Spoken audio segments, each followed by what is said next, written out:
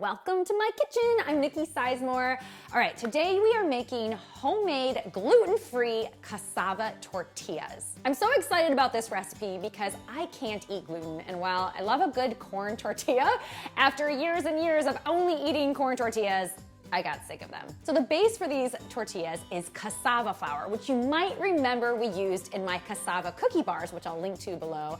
It's a naturally gluten-free and paleo flour because it's made from the root of the cassava plant. But I found that if I used all cassava flour, the tortillas were a little bit too gummy. So I added some almond flour and that did the trick.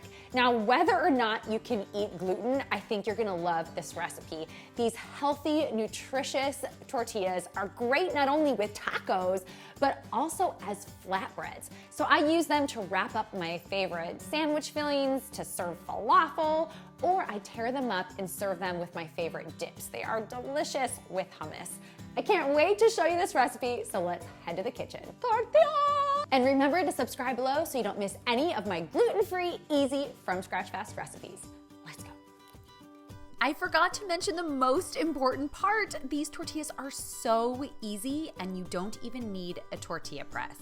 The batter gets made right in the blender, and a little trick when you're blending things is to always add the liquid first. That'll help the other food to circulate. So I have water and neutral vegetable oil. I'm using safflower oil, but you could use a grapeseed oil. Next, I'm adding almond flour. The almond flour gives the tortillas a tender texture. It also provides some natural sweetness as well as some protein. And then we have the cassava flour. Cassava flour is high in starch and it's going to make the tortillas pliable.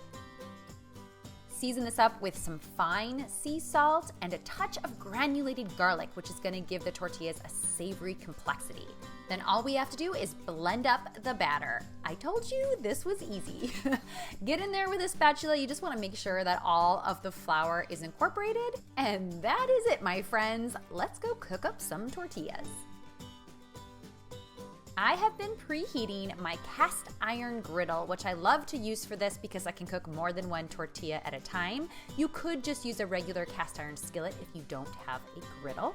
I sprayed it with cooking spray, and now I'm gonna use an ice cream scoop to scoop the batter right onto the griddle. It just makes it easier, but you could really use a spoon here instead. Next, spray the back of a small offset spatula with some cooking spray, and then we're gonna use this to spread the batter into a thin circle. The batter is going to wanna slip around and crack a little bit, but just be patient and keep working it. It will come together. And remember, it doesn't have to look perfect.